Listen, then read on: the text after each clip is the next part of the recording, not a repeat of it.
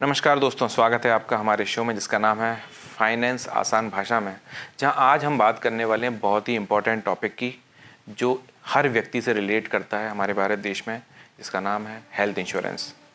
अब हम बात जब हेल्थ इंश्योरेंस की कर रहे हैं तो हम जानना चाहते हैं कि कौन कौन से टॉपिक्स हम कवर करने वाले हैं। तो चलिए मैं आपको बता देता हूं कि हम लोग कौन कौन से टॉपिक्स आज हेल्थ इंश्योरेंस में कवर करने वाले हैं। सबसे पहले हम कवर करने वाले हैं कि why do you need health insurance policy, मतलब आपको ज़रूरत है भी कि नहीं है, या किसको ज़रूरत है हेल्थ इंश्योरेंस पॉलिसी लेने की। सेकंड हम कवर करेंगे कि हमारा यदि डिसाइड किया है कि हमें हेल्थ इंश्योरेंस की ज़रूरत है तो उसका सम एश्योर्ड कितना होना चाहिए। थर्ड पॉइंट पे हम डिस्कस करेंगे कि आखिर हेल्थ इंश्योरेंस होते कितने तरह के हैं। नेक्स्ट हम बात करेंगे कि क्या अगर हेल्थ इंश्योरेंस लेते हैं तो उनमें हमें कुछ टैक्स बेनिफिट भी मिलता है या नहीं मिलता। इसके बाद नेक्स्ट चीज़ आती है कि हमारे कौन कौन से इम्पॉर्टेंट टर्म्स एंड कंडीशन हैं जो हमें जानने चाहिए, या ऐसे कौन कौन से झोल हैं या ऐसी कौन कौन से इम्पॉर्टेंट पॉइंट्स हैं जो हमें समझने चाहिए before taking the health insurance, या हमारे हेल्थ इंश्योरेंस में कौन कौन से इंपॉर्टेंट फीचर्स होने चाहिए वो हम बात करेंगे इंपॉर्टेंट फीचर्स की। फिर इसके बाद हम बात करेंगे कि यदि किसी के पास ऑलरेडी कॉर्पोरेट का प्लान है, कॉर्पोरेट हेल्थ इंश्योरेंस प्लान है, तो क्या उसको पर्सनल इंडिविजुअल हेल्थ इंश्योरेंस लेना चाहिए या नहीं लेना चाहिए। नेक्स्ट हम बात करेंगे कि यदि किसी के पास पुरानी कोई पॉलिसी है हेल्थ इंश्योरेंस की तो क्या उसको पोर्ट कर सकते हैं, और पोर्ट करें तो किस में पोर्ट करें, कैसे पोर्ट करें। नेक्स्ट, यदि आप रिन्यू कराना चाह रहे हैं आपके हेल्थ इंश्योरेंस को तो रिन्यू कराते समय कौन कौन से इंपॉर्टेंट नए फीचर्स जो आ गए हैं वो आपके पॉलिसी में हैं या नहीं है, या कौन कौन सी चीज़ों को ध्यान रखना चाहिए, तो रिन्यू करते टाइम का पॉइंट हम कवर करेंगे। फिर इसके बाद हम बहुत ही इंपॉर्टेंट कुछ पॉइंट्स कवर करेंगे कि क्या डिडक्टेबल होता है, यदि आपके पास दो पॉलिसीज़ हैं तो उस केस में हमें कौन सी पॉलिसी कब यूज़ करना चाहिए, एनआरआईज या एनआरओज हैं तो क्या वो पॉलिसी ले सकते हैं, आयुष ट्रीटमेंट क्या होते हैं, इन सारी चीज़ों के प्री एग्जिस्टिंग डिसीज़ या पास्ट हिस्ट्री के बारे में हम जानेंगे कि हमें कैसे उसको यूज़ करना है, क्या करना चाहिए। और नेक्स्ट एंड इम्पॉर्टेंट थिंग आती है कि भाई साहब ये सारी चीज़ जानने के बाद यदि आप ये जानना चाहते हैं कि हमें आखिर में किस कंपनी का मेडिकल इंश्योरेंस लेना चाहिए तो वो हम समझेंगे कि how to choose the best company and best plan. तो ये सबसे लास्ट में डिस्कस करेंगे। तो सबसे पहली बात आती है कि why do you need health insurance, मतलब आपको हेल्थ इंश्योरेंस की ज़रूरत क्यों है, या आपको सच में ज़रूरत है भी कि नहीं है। तो सबसे पहले भाई साहब आप खुद अपने आप से पूछो कि आपके पास कितना पैसा रखा हुआ है। यदि आपके पास 10-20 लाख रुपए हैं, आप सोचते हैं कि आपको हेल्थ इंश्योरेंस की ज़रूरत नहीं है, इससे ज़्यादा खर्चा नहीं होता है किसी भी बीमारी में, तो भैया एक बार रिव्यू कर लीजिए कि आपने वो 10-20 लाख रुपए जो इकट्ठे किए हैं वो कितने दिनों में किए हैं। मुझे लगता है कम से कम सामान्य मिडिल क्लास या लोअर मिडिल क्लास वाला आदमी 10-20 लाख रुपए इकट्ठे करने में उसको कम से कम नहीं तो 5 साल लग जाते होंगे। तो 5 साल में आपने जो पैसा इकट्ठा किया है, क्या वो मेडिकल की कोई इमरजेंसी जाए उसके लिए किया है, या अपने रिटायरमेंट प्लान के लिए किया है, बच्चे की एजुकेशन के लिए किया है, बच्चे की मैरिज के लिए किया है, या फिर आपने किसी और पर्पस के लिए वो पैसा रखा है, अपने घर खरीदने के लिए, गाड़ी खरीदने के लिए, इन सब चीज़ों के लिए। और यदि आपने अगर मेडिकल के लिए रखा हुआ है तो वेल एंड गुड, तो बाकी सब प्लान्स भी आपने करके ही रखे होंगे, फिर उसके लिए भी पैसा होगा। और यदि नहीं है, आपके पास सिर्फ उतना ही सम एश्योर्ड है, तो भैया मैं समझाऊंगा कि प्लीज़ ऐसा मत कीजिए, उस पैसे को वहीं रहने दीजिए। एक एडिशनली इमरजेंसी के केस के लिए एक हेल्थ इंश्योरेंस पॉलिसी आपको ले लेना चाहिए। अब नेक्स्ट जो क्वेश्चन आता है आपके मन में कि भाई साहब यदि मैं हेल्थ इंश्योरेंस प्लान ले भी लूँ तो कितने रुपए का लूँ, कितने लाख का लूँ। तो उसके लिए जो है मैं इम्पॉर्टेंट 2 या 3 आपको पॉइंट्स बताता हूँ। सबसे पहला पॉइंट है कि आप ये डिसाइड करें कि आप रहते कहाँ हैं। रहते कहाँ हैं का मतलब गांव में रहते हैं, मिडिल क्लास किसी टाउन में रहते हैं, या किसी शहर में रहते हैं। क्यों? क्योंकि शहर के खर्चे अलग होते हैं, मेट्रो सिटीज़ में एक्सपेंसेस अलग हैं, नॉर्मल जो आपके टाउनशिप होते हैं या क्लास 2 टियर 2 सिटीज़ जो हैं उनके एक्सपेंसेस अलग हैं, टियर 3 के एक्सपेंसेस अलग हैं, और विलेजेस के एक्सपेंसेस अलग हैं। तो आप पहले ये डिसाइड करें या आप ये देखें कि आप रहते कहाँ हैं, उसके हिसाब से फिर आपका डिसाइड होगा कि हमें सम एश्योर्ड कितना रखना है हमारे मेडिकल पॉलिसी का। इसके बाद ये बात आती है कि आपके एरिया में जहाँ भी आप रहते हैं वहाँ इन जनरल यदि कुछ नॉर्मल बीमारियां होती हैं, जब भी आपके फ्रेंड सर्कल में, आपके रिलेटिव्स में जो भी लोग हैं उनके हॉस्पिटल्स के बिल कितने जाते हैं। यदि आप गांव में रहते होंगे तो हो सकता है हड्डी टूट जाए या कुछ ऐसा कुछ अनइवन एक्सीडेंटल केस हो तो वहाँ पे हो सकता है 1 लाख रुपए का खर्च आता होगा। यही अगर आप किसी ऐसी सिटी की बात करेंगे जो टियर 2 टियर 3 की आती है, वहाँ हो सकता है 2 से 3 लाख रुपए उसके खर्च हों। यही अगर मेट्रो सिटी की बात करते हैं तो वहाँ के एक्सपेंसेस हो सकता है 5 लाख रुपए हों।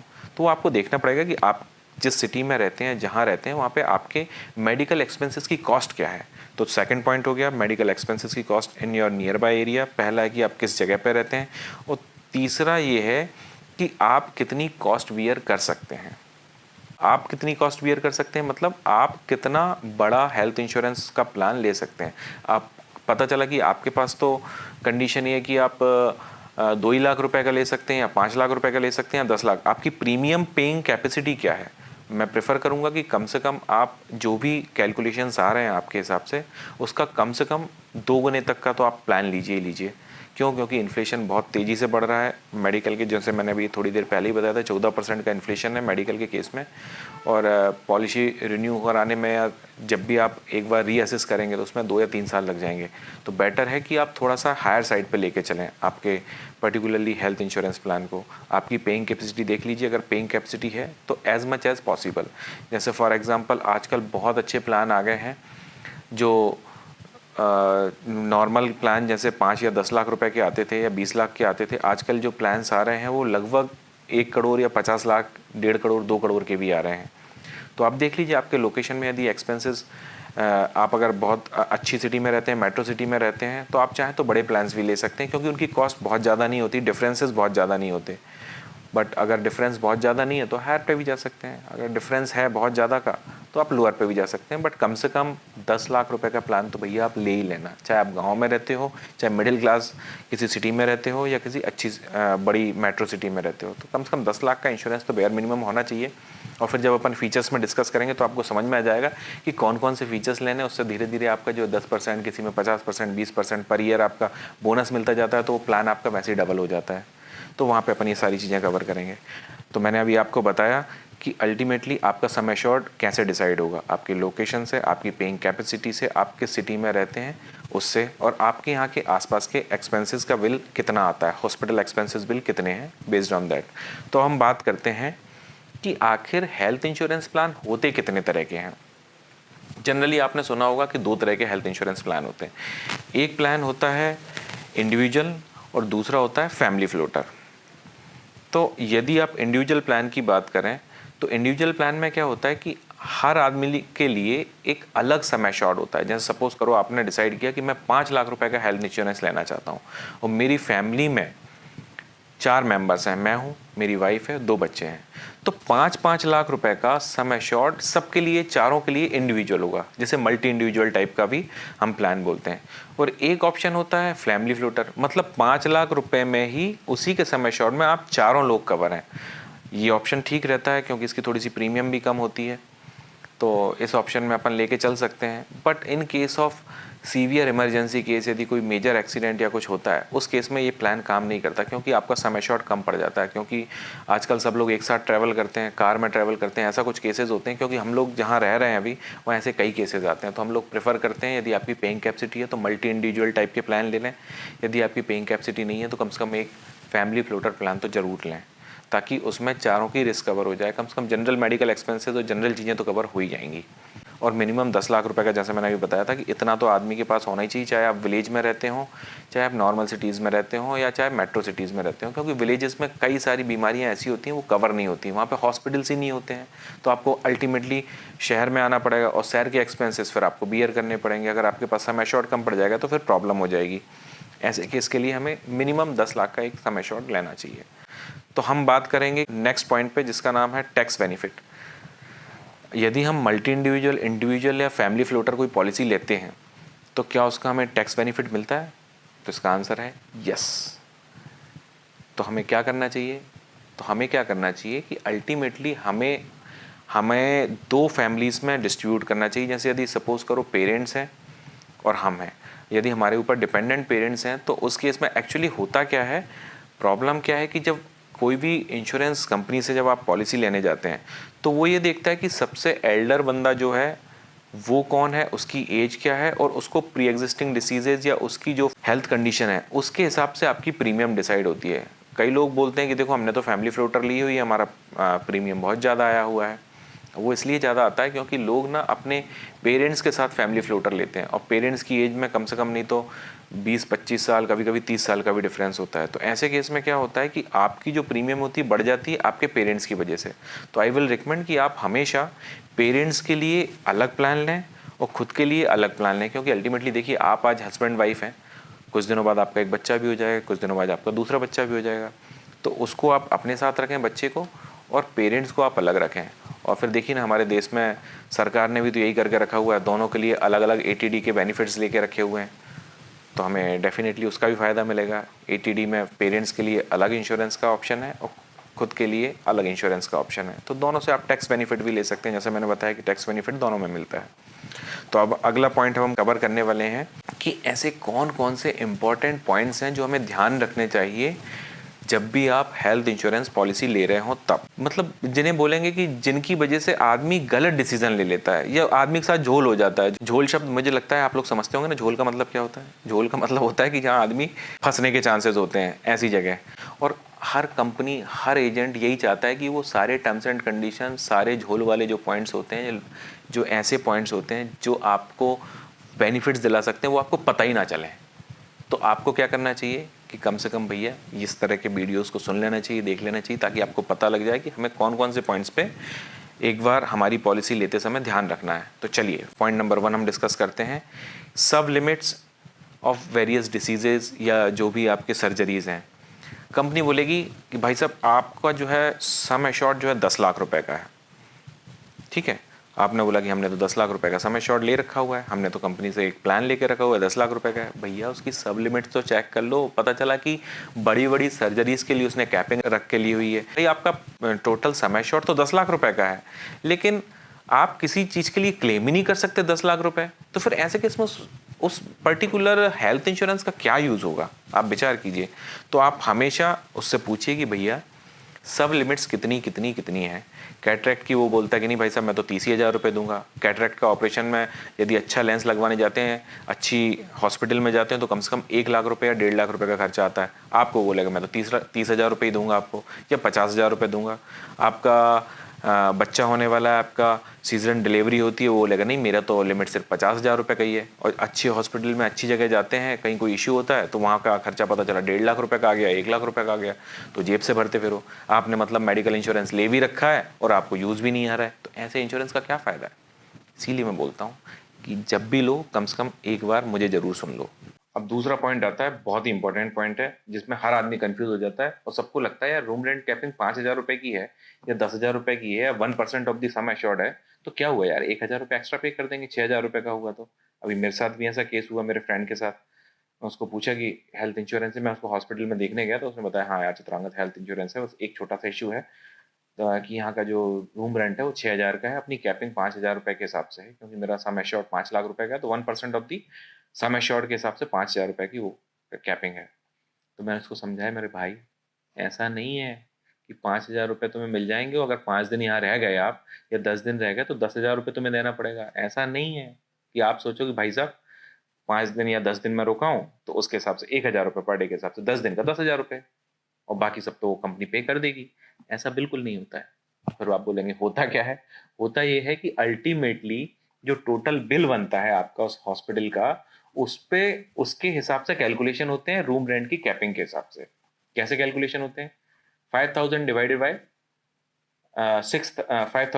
बाय 6,000 मतलब आपका लगभग 20% के आसपास का जो वैल्यू है वो आपके टोटल बिल वैल्यू से माइनस हो जाता है और आपको उतना पे करना पड़ता है। सपोज करो कि यदि आपका 5 लाख रुपए का बिल आया तो 5 लाख रुपए के बिल में से 20% सीधा वो माइनस कर देगा, क्योंकि रूम रेंट की कैपिंग 5,000 थी और आपकी 6,000 आपने रूम रेंट वाला लिया हुआ था। तो उसके हिसाब से जब वो डाउनग्रेड करते हैं तो वो कैलकुलेशन उसके हिसाब से चलते हैं।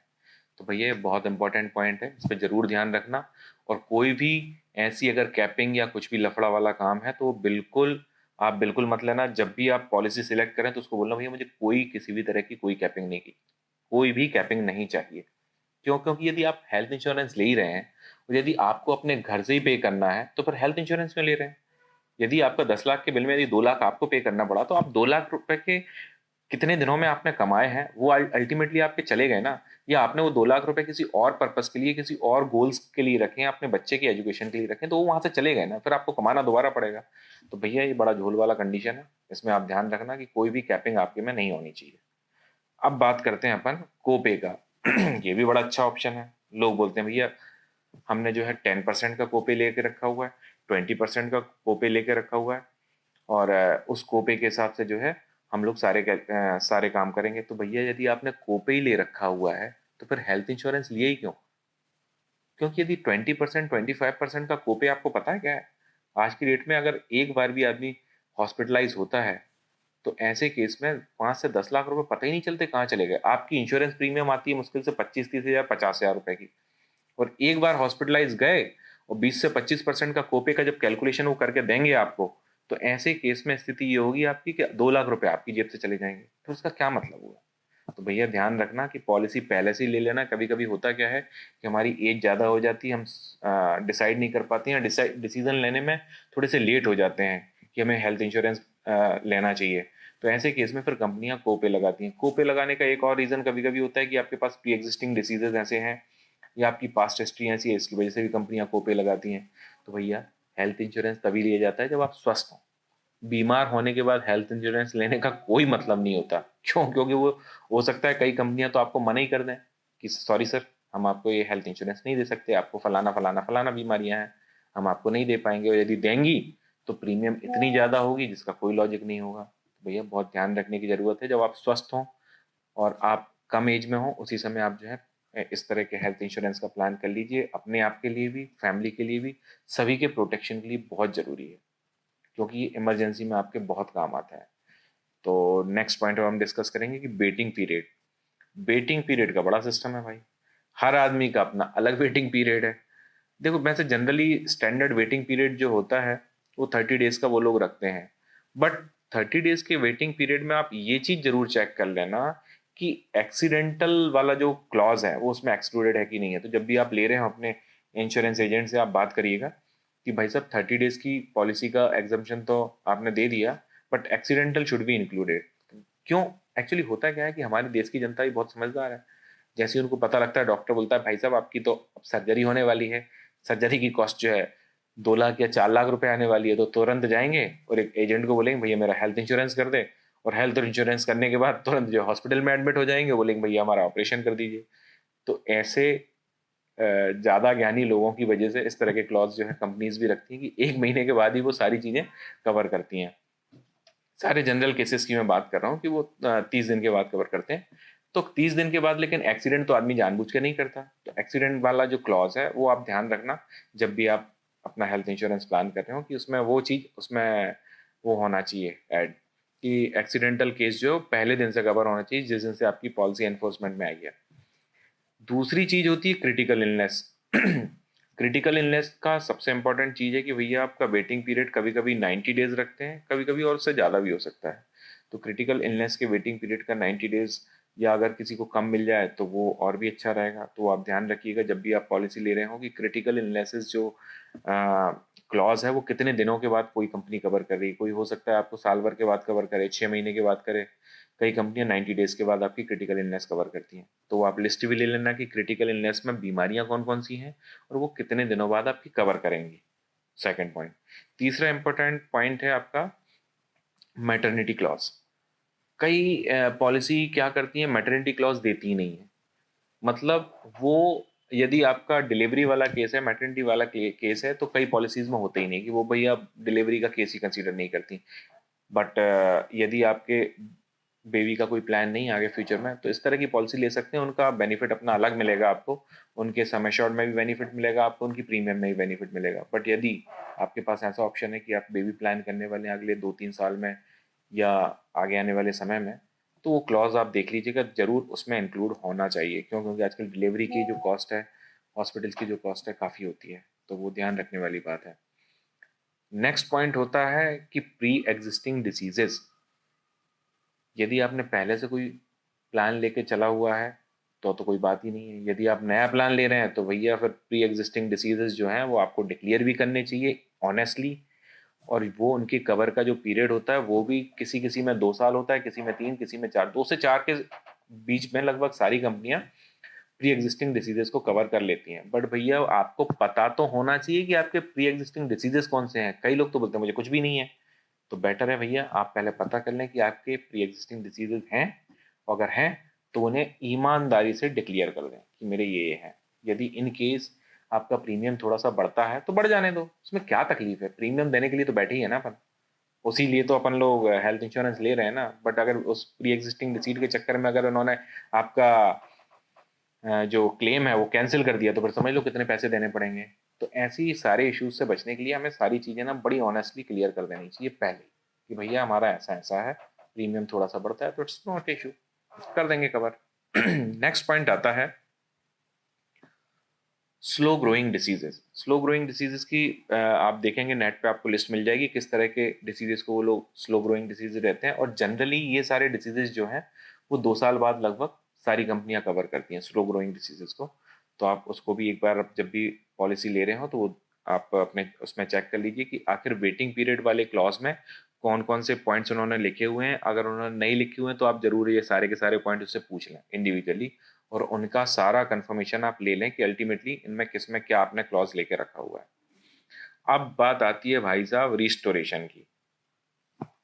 रिस्टोरेशन वाला जो क्लॉज होता है वो बड़ा ही शानदार होता है। रिस्टोरेशन में कई लोग फंस जाते हैं कि सपोज यदि 5 लाख का आपका समय शॉर्ट है तो कई लोग बोलते हैं भाई साहब वो तो रिस्टोर हो जाएगा। एक बार आपने अगर कोई क्लेम ले भी लिया किसी केस में तो वो तो आपका वैसे भी कवर हो जाएगा। जैसे ही आप दोबारा हॉस्पिटल जाएंगे तो सारा सारा रिस्टोर हो जाएगा। 100% रिस्टोरेशन वाले ऑप्शन रहते हैं। बट ये कंफर्म कर लेना कि रिस्टोर जो कर रहे हैं आपकी पॉलिसी को, पॉइंट बहुत अच्छा है, आई एग्री विद दैट कि अगर रिस्टोरेशन मिलता है तो बहुत अच्छा है। लेकिन आप हमेशा ये ध्यान रखें कि रिस्टोरेशन जो है वो सेम डिसीज पे है या अलग अलग डिसीजेस पे है। कई कंपनियां सेम डिसीज पे भी वन टाइम रिस्टोरेशन देती हैं, कई बार मल्टीपल रिस्टोरेशन भी कई कंपनियां देती हैं, और कई कंपनियां मना कर देती हैं कि नहीं भाई साहब सेम डिसीज के लिए हमने एक बार पैसा दे दिया, अब दोबारा यदि कोई इशू आता है आपको कोई दूसरी डिसीज होगी तो ही हम रिस्टोरेशन देंगे, वो भी वन टाइम। तो आप देखिएगा चेक करके कि मल्टीपल रिस्टोरेशन सेम डिसीजेस के लिए भी यदि आज मिल जाए और कॉस्ट ज़्यादा नहीं है तो उस टाइप का आप ऑप्शन चूज कर सकते हैं। नहीं तो कम से कम सिंगल टाइम या मल्टी टाइम का रिस्टोरेशन डिफरेंट डिसीज के लिए तो आप ले ही सकते हैं। तो रिस्टोरेशन एक अच्छा ऑप्शन होता है। लेते समय पॉलिसी का ध्यान रखना चाहिए और कितना रिस्टोरेशन दे रहे हैं 100%, 50%, वो आप देख लीजिएगा, बट ले लीजिएगा, ये ऑप्शन अच्छा ऑप्शन होता है। नेक्स्ट होता है कि भैया कोई आप जो पॉलिसी ले रहे हैं वो कोई जोनल पॉलिसी तो नहीं है, क्योंकि कई सारी पॉलिसीज ऐसी होती हैं जो जोनल होती हैं। मतलब वो आपके ना किसी एक पर्टिकुलर एरिया में ही काम करती हैं, वो आपको मेट्रो सिटीज में काम नहीं करेंगी, वो आपके छत्तीसगढ़ या मध्य प्रदेश में ही काम करेंगी या आपके महाराष्ट्र में काम करेंगी या पार्ट ऑफ द एरिया ही काम करती हैं। तो ऐसी जोनल पॉलिसी के चक्कर में आप क्या करते हैं, जोनल पॉलिसी इंडिया वाइड भी होती है कि भैया वो सिर्फ इंडिया में काम करेगी, फॉरेन में काम नहीं करेगी, इस तरह की भी होती है। तो आप देख लीजिए आपका अगर फॉरेन ट्रिप्स लगते रहते हैं, आप कई बार बीच बीच में विदेश यात्राएं भी करते हैं, तो उस केस में अगर कोई इमरजेंसी आती है तो कई पॉलिसी वहाँ पे इमरजेंसी केस में कंसीडर करके चलती हैं। या आप चाहें तो ग्लोबल पॉलिसी भी ले सकते हैं, या फिर आप जोनल पॉलिसी लें तो कम से कम इंडिया वाइड कवरेज वाली पॉलिसी लेना। नहीं तो वो बोलेगा भाई साहब देखो मैंने तो कम प्रीमियम ली थी आपसे, आपने यहाँ की थी, आपको चेक करना चाहिए था at the time of policy जब आप साइन कर रहे थे। क्योंकि देखो पॉलिसी बेचने वाले लोग तो ये कोशिश करेंगे आपको सबसे सस्ती सस्ती पॉलिसी पकड़ा दें, उसके अंदर के सारे झोल आपको पता ही ना चले।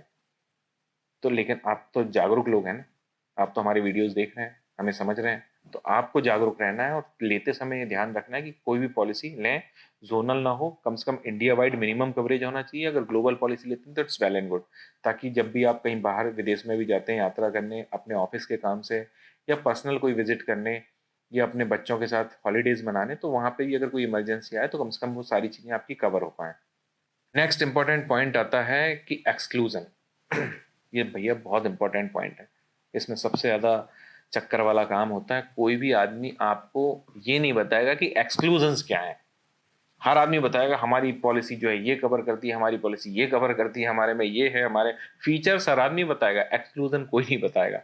ये इंपॉर्टेंट पॉइंट आप लोगों को खुद से ही पूछना पड़ेगा, और एक बार नहीं, हो सकता है कई बार तो कई एजेंट्स को आपको मल्टीपल टाइम पूछना पड़े। एक बार में कोई नहीं बताने वाला कि एक्सक्लूजन क्या क्या है, और बताएंगे भी तो आधे अधूरे बता देंगे, सारे एक्सक्लूजन नहीं बताएंगे। तो भैया एक्सक्लूजन की सारी लिस्ट चेक कर लेना कि कौन कौन सी चीज़ें उसमें एक्सक्लूडेड हैं, और यदि एक्सक्लूजन की लिस्ट बड़ी लंबी हो तो उसको आप दोबारा दूसरी कंपनी के साथ कंपेयर कर लेना कि भैया इतनी बड़ी एक्सक्लूजन्स हम नहीं ले सकते हैं।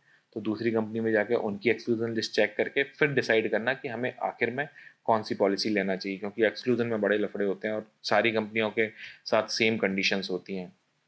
नेक्स्ट बात आती है कि कैशलेस या फिर रीइंबर्समेंट, हमें कौन सी पॉलिसी लेना चाहिए। कई सारी कंपनीज ने आजकल क्या सिस्टम कर दिया है कि वो सिर्फ ओनली कैशलेस पॉलिसी निकाल दी है, मतलब आपको रिइंबर्समेंट का ऑप्शन ही अवेलेबल नहीं है। तो भैया ये चीज़ बिल्कुल विशेष ध्यान रख लेना कि वो वैसे ही सिस्टम है जैसे कई कंपनियों ने भी ना, एक कंपनी का नाम मैं नाम नहीं लेना चाहता, लेकिन उन्होंने क्या किया कि अपना वो जैक ही हटा दिया, ईयरफोन वाला जो जैक है उसमें से हटा दिया अपने मोबाइल फ़ोन से। अब क्या करना पड़ेगा आपको, अल्टीमेटली वायरलेस वाले ईयरफोन पे जाना पड़ेगा। वायरलेस वाले ईयरफोन कम से कम 10 टाइम्स या 5 टाइम्स महंगे हैं या 3 टाइम्स महंगे हैं। तो ऐसे केस में फिर आदमी को जो है वो लेने पड़े, और आपके जो एग्जिस्टिंग जितने भी ईयरफोन्स थे वो भी कोई काम के नहीं रहे। तो फिर अल्टीमेटली आपको वहाँ जाना ही पड़ेगा, जाना पड़ेगा तो उन्हीं से खरीदना पड़ेगा वो सारे प्रोडक्ट्स भी। तो ऐसा अपनी मार्केटिंग स्ट्रेटजीज के थ्रू जो है कंपनियां करती हैं। और देखो, बिजनेस का नियम है पैसा कमाना, और आपका काम है पैसा बचाना। तब ये आपको देखना है कि आप उसको किस तरह से यूज़ करते हैं। आप बिजनेस अपने फेवर में यूज़ करना चाहते हैं या कंपनी के फेवर में यूज़ करवाने देना चाहते हैं। तो मैं सजेस्ट करूंगा कि आप लोग जो है कैशलेस और रीइंबर्समेंट ऐसे दोनों ऑप्शन वाली पॉलिसी ही चूज करें, क्योंकि आजकल जो कंपनीज दे रही हैं वो हो सकता है सिर्फ प्लेन कैशलेस वाले ऑप्शन भी दे रही हैं कि भैया हमारी पॉलिसी तो सिर्फ कैशलेस है, और पता चला आप जहाँ रहते हैं वहाँ पे उनका नेटवर्क हॉस्पिटल ही नहीं है। तो जब नेटवर्क हॉस्पिटल नहीं होगा तो आपको किसी दूसरी सिटी में जाना पड़ेगा जहाँ पे उनका नेटवर्क हॉस्पिटल होगा, तो उसके एडिशनल एक्सपेंसेस कौन बियर करेगा। वहाँ पे जब जाएंगे तो आपको बहुत परेशानी आने वाली है। एक तो कोई बंदा आपका बीमार है, वो हॉस्पिटल में है, फिर आप भी परेशान हो रहे हैं क्योंकि आपका वहाँ घर नहीं है, फिर होटल के एक्सपेंसेस, तो एन नंबर ऑफ एक्सपेंसेस जो है बढ़ जाते हैं नेटवर्क हॉस्पिटल के चक्कर में। तो बेटर ये है कि भैया पॉलिसी ऐसी लो जिसमें रीइंबर्समेंट का ऑप्शन भी हो और नेटवर्क हॉस्पिटल में कैशलेस का ऑप्शन हो, ताकि यदि आपको ऐसा ऑप्शन होगा तो आप नियर बाय जो भी हॉस्पिटल होगी वहाँ पे आप इलाज करा लेंगे, फिर उसके बाद रीइंबर्समेंट उसको क्लेम कर देंगे। रीइंबर्समेंट में ज़्यादा अच्छा ऑप्शन है। तो दोनों ऑप्शंस होने चाहिए, ध्यान रखिएगा। नेक्स्ट आता है कि कई कंपनियां बोलती हैं कि भैया हम तो सिर्फ जो है नेटवर्क हॉस्पिटल में ही रीइंबर्समेंट का ऑप्शन रखते हैं, इसके अलावा कहीं नहीं रखते हैं। तो भैया ये भी नहीं होना चाहिए। ये क्लॉज जो मैं बता रहा हूँ ना, बहुत इंपॉर्टेंट क्लॉज हैं, ये रोज के केसेस मेरे पास आते हैं, और हर दिन का कोई ना कोई किस्सा मेरे को सुनने को मिलता है कि भैया वो मेरा क्लेम रिजेक्ट हो गया, भैया मेरा वो वाला क्लेम रिजेक्ट हो गया। टर्म इंश्योरेंस में भी यही इशू आते हैं, हेल्थ इंश्योरेंसेस में भी यही इशू आते हैं। लोगों के बहुत क्लेम रिजेक्ट होते हैं, और अगर क्लेम मिल भी जाता है तो उसमें पैसे बहुत कट जाते हैं, 20%, 30%, 50% तक लोगों के पैसे कट जाते हैं। तो इसीलिए मैं बार बार समझा रहा हूँ कि भैया ये कैशलेस वाला ऑप्शन ध्यान में रखना कि भैया कैशलेस ऐसा ना हो कि बोले नहीं वो तो हम लोग सिर्फ नेटवर्क हॉस्पिटल को ही कंसिडर करते हैं। हमें सारी हॉस्पिटल में कहीं भी जहां हमें मर्जी होगी वहां हम इलाज कराएंगे, चाहे वो आपके नेटवर्क में हो या ना हो, हमें क्लेम मिलना चाहिए। ऐसा ऑप्शन आप अपने एजेंट से ध्यान से बात कर लीजिए, और इसके बाद ही आप अपनी पॉलिसी खरीदिएगा। तो अब हम बात करने वाले हैं बहुत ही अच्छा नेक्स्ट ऑप्शन, नेक्स्ट चीज़ें जो हमें बहुत ध्यान रखने की हैं, जिनको बोलते हैं इंपॉर्टेंट फीचर्स, कि जब आप पॉलिसी ले रहे हो तो उसमें फीचर्स कौन कौन से होने चाहिए। तो आप सोच रहे हैं बोलिए ऊपर वाले क्या डिस्कस किए हैं ये जो डिस्कस किए हैं ये फीचर्स नहीं है, ये ऐसे झोल हैं या ऐसे पॉइंट्स हैं जो हमें वेरीफाई करने जरूरी हैं, जिनमें गड़बड़ होने के चांसेस रहते हैं, जिनकी वजह से प्रीमियम की जो पॉलिसी की प्रीमियम होती है वो इफेक्ट होती है, उसके प्राइस कम ज़्यादा होते हैं। तो कंपनियां क्या करती हैं उस केस में आपको कम प्रीमियम देके इस तरह के इंपॉर्टेंट पॉइंट्स उसमें से हटा देती हैं, फिर आप परेशान होते रहते हैं। नया टॉपिक जिसका नाम है इंपॉर्टेंट फीचर्स, कि जब भी हम पॉलिसी ले रहे हो तो भैया कौन कौन से फीचर्स का ध्यान रखें, कौन कौन से फीचर्स हमारी पॉलिसी में इंक्लूड होने चाहिए। तो चलिए स्टार्ट करते हैं। सबसे फर्स्ट एंड फॉरमोस्ट चीज़ है कि भाई साहब प्री हॉस्पिटलाइजेशन, पोस्ट हॉस्पिटलाइजेशन। होता क्या है कि आप पॉलिसी सस्ती लेने के चक्कर में ना ये फीचर्स ही चेक नहीं करते हैं कि अल्टीमेटली हमें ये फीचर्स कितने इंपॉर्टेंट हैं। सपोज करो अगर ऐसी कोई बीमारी हो जाती है जिसमें आपको प्री हॉस्पिटलाइजेशन की जरूरत पड़े, पोस्ट हॉस्पिटलाइजेशन की जरूरत पड़े, आज की डेट में तो कुछ भी हो जाए उन सब में जरूरत पड़ती ही पड़ती है। तो ये इंपॉर्टेंट फीचर कवर होना बहुत ज़रूरी है। तो प्री हॉस्पिटलाइजेशन कितने दिनों का कवर करेंगे, पोस्ट हॉस्पिटलाइजेशन कितने दिनों का कवर कर रही है कंपनी, वो आप जब भी पॉलिसी ले रहे हो तो उस समय कंपेयर कर लीजिएगा कि कम से कम प्री हॉस्पिटलाइजेशन 30 डेज का और पोस्ट जो है 180 डेज का कम से कम कंसिडर करें, ताकि आपको उस समय जब भी आप उस स्थिति में हो तो आपको कम से कम पैसा मिलता रहे। नेक्स्ट इंपॉर्टेंट चीज़ होती है डे केयर। तो डे केयर में कई कंपनियां बोलती हैं we cover all the day care, और कई कंपनियां बोलती हैं we cover as per the list. तो आप देख लीजिए कि लिस्ट में कितने इंपॉर्टेंट डे केयर कवर हैं कि नहीं है। बट मैं सही बताऊँ ना, तो कंपनियां ये कोशिश करती हैं कि जब लिस्ट देती हैं ना, तो ये कोशिश करेंगी कि भाई साहब उस लिस्ट में वो सारी बीमारियां हो जो कभी होती ही नहीं है या जो सबसे कम होती है। तो ऑलवेज गो फॉर कि all the day care benefit should be included in your policy. मतलब सारे डे केयर, जितने भी डे केयर डिसीजेज होते हैं, चाहे वो कुछ भी हो, वो आपको कवर करवाना चाहिए। ऐसी पॉलिसी चूज करना, इसको छोड़ मत देना, बहुत इंपॉर्टेंट पॉइंट है। डे केयर में बड़ा धूल वाला लफड़ा रहता है। क्यों? क्योंकि डे केयर का मतलब ये होता है कि ऐसे छोटी छोटी बीमारियां जिनके लिए आपको 24 घंटे हॉस्पिटल में रहने की ज़रूरत तो है नहीं, लेकिन फिर भी 6-8 घंटे 10 घंटे तो रहना ही पड़ता है। तो ऐसे केस में कंपनियां क्या करती हैं कि डे केयर के नाम पे जो है उनको पैसे आपको दे देती हैं, और कई कंपनियां बोलती हैं नहीं आप तो 24 घंटे रहे ही नहीं, तो ये तो कवर ही नहीं होगा। तो ऐसे केस में कई बार आपको ज़बरदस्ती 24 घंटे आपको हॉस्पिटल में रहना पड़ता है। तो भैया ध्यान रखना, ये वाला पॉइंट इंपॉर्टेंट है। नेक्स्ट आता है कि भैया नो क्लेम बोनस। तो नो क्लेम बोनस जो है, कई कंपनियां 10% एवरी ईयर इंक्रीज करती हैं। नो क्लेम बोनस का मतलब तो पता ही होगा आपको कि यदि आपने कोई क्लेम नहीं किया है तो उस केस में नो क्लेम आपको बोनस के रूप में दिया जाता है। ये तो खैर आजकल टू व्हीलर्स फोर व्हीलर्स सारी पॉलिसीज़ में दिया जाता है। तो ऐसी आजकल हॉस्पिटल वाली जो पॉलिसी होती हैं, हेल्थ केयर वाली पॉलिसी होती है, उसमें भी रहता है। कई कंपनियां इसमें 10% देती हैं, कई कंपनियां 5% देती हैं, कई आपको 50% भी देती हैं। तो देखना कि कौन सी कंपनी आपको कितना ज़्यादा दे सकती है। कंपेयर करते समय आप ध्यान रख लीजिए, क्योंकि मेरे पास जो पॉलिसी है वो 50% देती थी, और उसने 2 साल में जो है मेरा पूरा फुल 100% नो क्लेम बोनस कर दिया था। तो अगर कोई अच्छी कंपनी आपको मिल जाए, क्योंकि क्या रहता है कि अलग अलग एज के हिसाब से अलग अलग कंपनियां अलग अलग प्लान्स अच्छे होते हैं। तो आपकी एज पे इनमें से कौन से मैक्सिमम बेनिफिट आपको मिल सकते हैं, उसके हिसाब से आप चूज़ कीजिए। क्योंकि कोई भी किसी भी चीज़ का एक स्टैंडर्ड वो नहीं है कि नहीं सारी एज के लिए ये सबसे अच्छी है या सारी चीज़ों के लिए ये अच्छी है। आपको देखना पड़ेगा कि आपकी एज, आपके प्री एग्जिस्टिंग डिसीजेज, आपके लाइबिलिटीज़, आपके सम एश्योर्ड के हिसाब से कौन सी अच्छी है। तो ये वाला पॉइंट आप जरूर ध्यान रखिए कि भैया नो क्लेम बोनस उसमें अगर रहेगा तो आपको बार बार टॉपअप नहीं करना पड़ेगा या टॉपअप पॉलिसी नहीं लेनी पड़ेगी up to certain limit. Next point आता है कि free health checkup. Free health checkup यदि आपको मिल जाता है आपकी पॉलिसी में इजी वे में विदाउट पेइंग मच प्रीमियम, तो जरूर ले लेना चाहिए। कम से कम इस बहाने आपको चेक हो जाता है कि आपकी हेल्थ कंडीशंस क्या हैं। और दूसरी बहुत इंपॉर्टेंट चीज, यदि आपने ले भी लिया है तो मुझे लगता है कि 80-90% जनता तो उसका यूज ही नहीं करती है। कभी वो चेकअप ही नहीं कराते हैं। कई कंपनियां 2 साल में एक बार देती हैं, कई कंपनियां हर साल देती हैं, बट वो लोग ना उस हेल्थ चेकअप को कराते नहीं है। जबकि वो हेल्थ चेकअप कराना इसलिए भी जरूरी है कि कल के दिन यदि कोई कंपनी बोले कि भाई साहब आपने तो ये प्री एग्जिस्टिंग डिसीज था, आपने तो हमको बताया ही नहीं था, ये तो आपकी लिस्ट में था ही नहीं, इसलिए जो आपका क्लेम रिजेक्ट हो गया। यदि आपने आपका फ्री हेल्थ चेकअप कराया होगा तो आपके पास हमेशा प्रूफ होगा।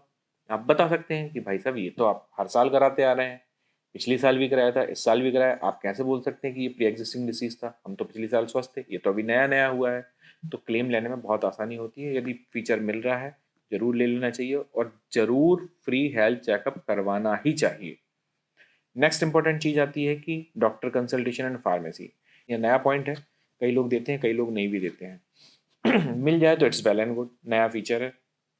नेक्स्ट पॉइंट आता है existing disease waiting period. Pre existing disease का जो वेटिंग पीरियड होता है वो कोशिश कीजिए कि कम से कम हो।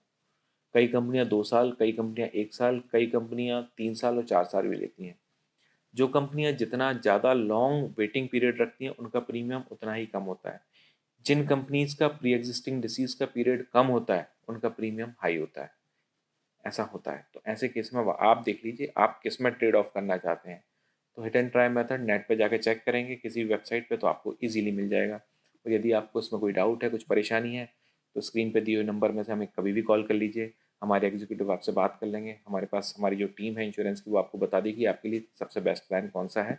ऐसे केसेस में जहाँ भी आपको डाउट आता है, it is just for the information.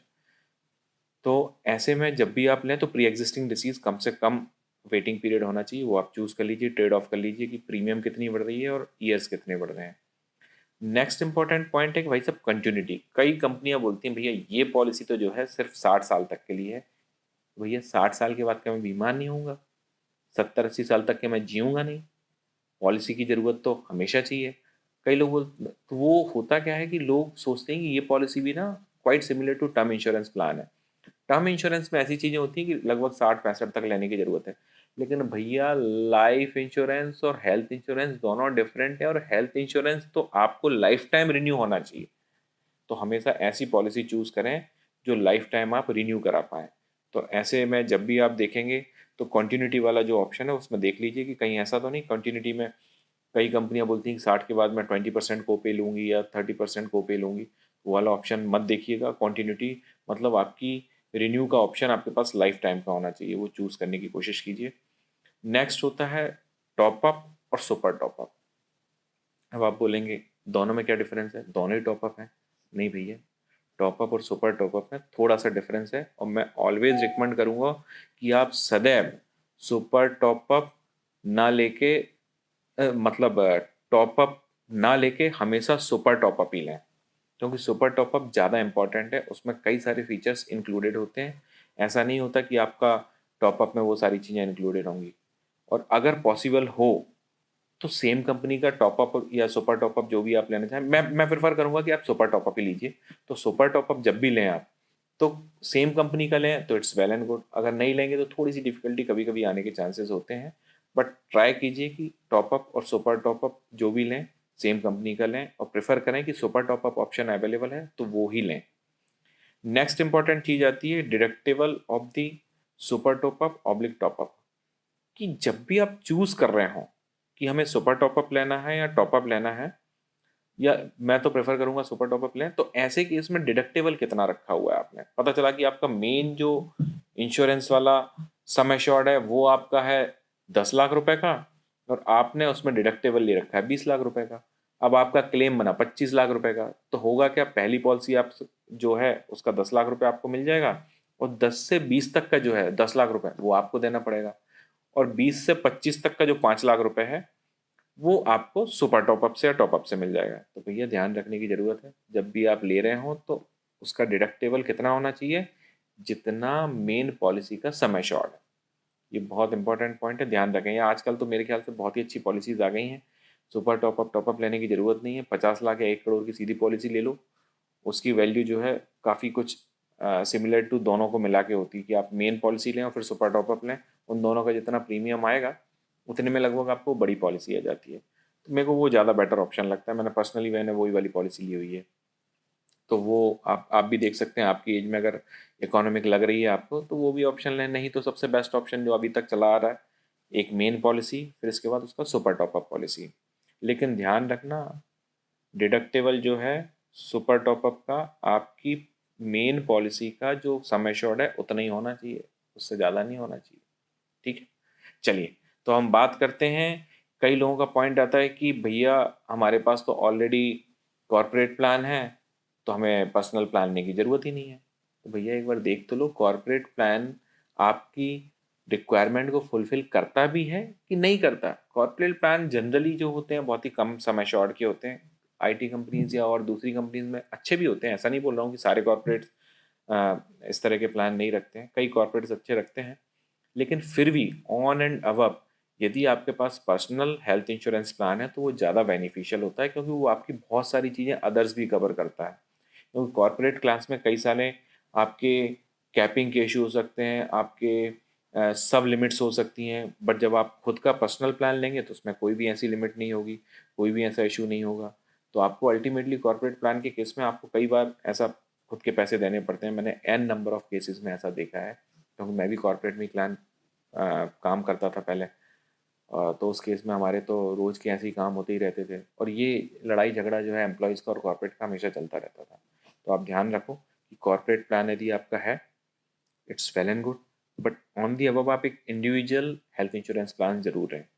क्यों? क्योंकि होता क्या है कि कॉरपोरेट प्लान को जनरली आप पोर्ट नहीं करवा पाते हैं। कर सकते हैं, कई कई कंपनीज में ऐसा ऑप्शन होता है, बट जनरली आप उसको पोर्ट नहीं कर सकते हैं। जब पोर्ट नहीं कर पाएंगे तो आपके सारे के सारे जितने भी प्री एग्जिस्टिंग डिसीजेज हैं वो वहीं के वहीं रह जाएंगे। आपका खुद का प्लान रहेगा तो फिर जब आप पर्सनल लेंगे, इसके बाद से जो है आपका खुद की हिस्ट्री बननी शुरू होगी। ऐसे में यदि कोई आपको डिसीज़ हो गया है या कुछ प्रॉब्लम हो गई है, फिर आप सोच लीजिए कि आपके साथ क्या होने वाला है। मतलब आप पॉलिसी भी लोगे, उसका फ़ायदा भी नहीं ले पाओगे। इसलिए बोलते हैं भैया कॉर्पोरेट के साथ में एक इंडिविजुअल प्लान छोटा सा तो ले ही लो, बड़ा सा नहीं लो तो। होता क्या है, यदि आपने कोई कंपनी चेंज कर दी, सेकंड पॉइंट, कि यदि आप वो कंपनी चेंज कर देते हैं तो फिर आपके पास क्या ऑप्शन बचता है? कंपनी का प्लान तो आपका छूट जाएगा। फिर आप अगर इंडिविजुअल प्लान लेने जाएंगे तो पता चला कि आपकी कोई प्री एग्जिस्टिंग डिसीज है तो फिर वो 2 साल 3 साल बाद कवर होगी।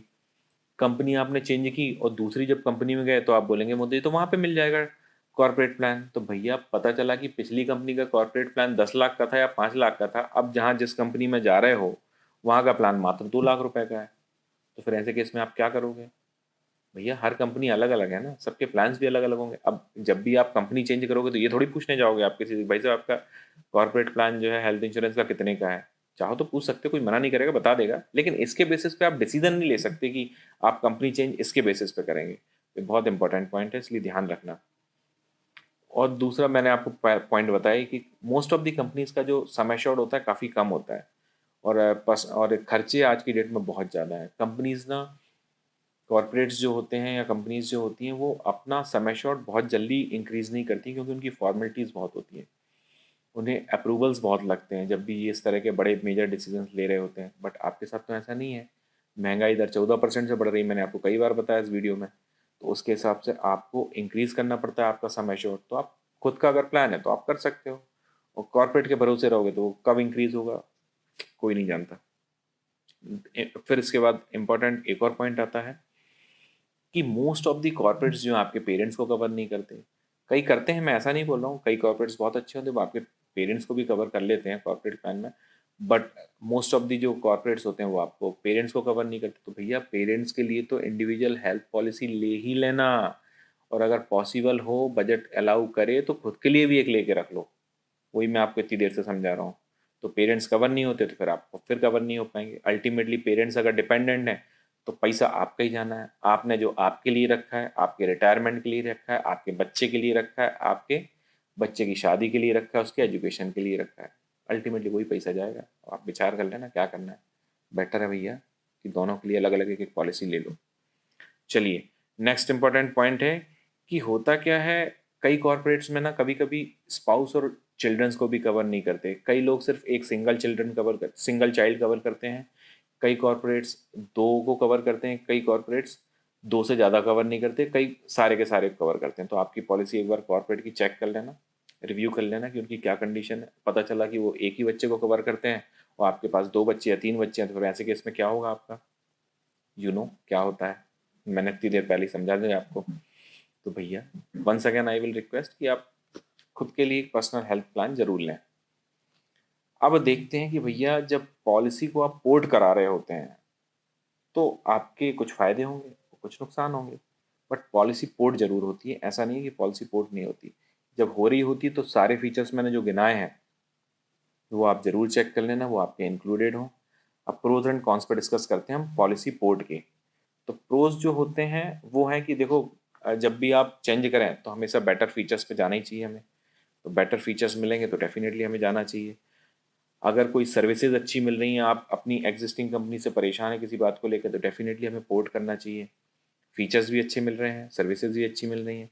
कई बार ऐसा होता है कि कंटिन्यूटी ऑफ बेनिफिट्स जो हैं वो डिसकंटिन्यू हो जाते हैं। कोई कंपनी 60 साल तक का देती है, अब आपकी एज होने वाली है तो उस केस में भी आप पोर्ट कर सकते हैं। आपको लाइफ टाइम रिन्यू वाला ऑप्शन चाहिए। तो ऐसी चीज़ों को ध्यान में रखते हुए ये बहुत ही अच्छा फीचर है कि पॉलिसी पोर्ट का ऑप्शन हमारे पास हमारे देश में आ गया है। तो ये 3 इंपॉर्टेंट पॉइंट हैं, इनके बेसिस पे हमें कंपनी जो है पोर्ट कर लेनी चाहिए। अब कॉन्स क्या होते हैं? अब जैसे ही आप कंपनी पोर्ट करोगे तो फिर इनके नए सिस्टम शुरू हो जाते हैं। ये बोलेंगे भाई साहब अब आपके नए वेटिंग पीरियड शुरू हो गए। तो वेटिंग पीरियड जब आप चेक कर रहे हो तो ज़रूर चेक कर लेना कि भैया कौन कौन से वेटिंग पीरियड कितने कितने हैं जब मैं पोर्ट कर रहा हूँ। फिर नया जितना भी आपका वो है कवरेज टर्म्स, वो सारी ख़त्म हो जाती हैं जो पुरानी थी। आपके बोनसेस ख़त्म हो जाते हैं या आपके रिस्टोरेशन ख़त्म हो जाते हैं। तो भैया वो भी आप चेक कर लेना कि जब भी आप पोर्ट करें कि आपको प्रोज और कॉन्स में कौन कौन से इंपॉर्टेंट पॉइंट्स हैं जो आपको ट्रेड ऑफ करने पड़ेंगे। नेक्स्ट तीसरा पॉइंट है कि पोर्ट जो है वो भैया सुपर टॉपअप या टॉपअप पॉलिसी नहीं होती है। आपकी जो मेन पॉलिसी होती है वही सिर्फ जो है आप उसको पोर्ट करा सकते हैं। तो वो भी एक इम्पॉर्टेंट पॉइंट है। तो आप सोच रहे होंगे नहीं भाई साहब मैं तो ये वाला जो है ना टॉपअप और सुपर टॉपअप उसको भी पोर्ट कर लूँगा, बट ऐसा होता नहीं है। आप मेन पॉलिसी को ही पोर्ट कर पाते हैं। उसमें भी ध्यान रखना जो मैंने फीचर्स अभी आपको बताए हैं कि बेटर फीचर्स मिल रहे हैं और बेटर सर्विसेज मिल रही हैं तो पोर्ट कीजिए।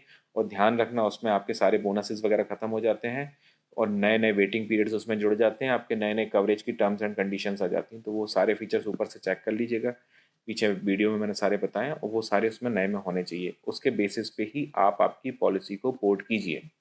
ठीक है। तो अब हम बात करेंगे नेक्स्ट इंपॉर्टेंट पॉइंट कि चेक पॉइंट्स कौन कौन से होने चाहिए जब आप आपकी पॉलिसी को रिन्यू कर रहे हो, क्योंकि ये तो हर साल का काम है ना। एक बार जब आपने पॉलिसी ले ली तो हर साल रिन्यू कराना पड़ेगा। तो रिन्यू कराते समय कौन कौन से पॉइंट ध्यान रखने हैं अब हम डिस्कस करेंगे। सबसे पहला पॉइंट है कि जब भी आप रिन्यू करा रहे हो तो आप एक बार रीअसेस करें कि आपका सम एश्योर्ड कहीं कम तो नहीं पड़ जाएगा आपके रिस्पॉन्सिबिलिटीज़ के हिसाब से, आपकी लाइबिलिटी के हिसाब से। आपके बच्चे की एज बढ़ जाएगी हर साल, आपकी एज बढ़ जाएगी, आपको हो सकता है कोई नई बीमारियां लग जाएं, आपकी फैमिली में आपके वाइफ को कुछ प्रॉब्लम हो जाए या कुछ इशू हो जाए। तो ऐसे केस में आप ज़रूर रीअसेस करें कि आपका सम एश्योर्ड बढ़ाने की ज़रूरत है या नहीं है। तो सम एश्योर्ड का एक बहुत इंपॉर्टेंट पॉइंट है। रिन्यू के टाइम पे आप ये सारी चीज़ें कर सकते हैं, क्योंकि पॉलिसी हम एक बार जब ले लिया तो बीच में ये सब चीज़ें चेंज नहीं होती, बट रिन्यू के टाइम हो जाती हैं। जब भी रिन्यू करा रहे हो ध्यान रखें। फिर अगर कोई फैमिली मेम्बर आपका ऐड हुआ है, आपका कोई बेबी हुआ है या सेकंड बेबी हुआ है जिसको आप पिछली पॉलिसी में इंक्लूड नहीं कर पाए थे, तो रिन्यू के टाइम पे आप उसको ऐड कर सकते हैं। थोड़ा सा प्रीमियम अप डाउन होता है तो वो आपको थोड़ा सा बियर करना पड़ सकता है, बट कम से कम हो जाएगा, ऐड तो हो जाएगा, ये इंपॉर्टेंट है। बीच में तो वो भी नहीं होने वाला। तो ये जो भी एडिशनल फैमिली मेम्बर्स है उसको आप ऐड कर लें।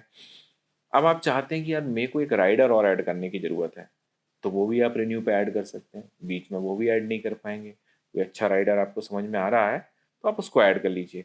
नेक्स्ट इंपॉर्टेंट पॉइंट है कि भैया आपको कोई ऐसा डिसीज़ हुआ है जो आपने पहले डिस्क्लोज़ नहीं किया था, तो भैया रिन्यू के टाइम पे उसको डिस्क्लोज़ कर दीजिए, क्योंकि पिछली बार तो आप बच गए।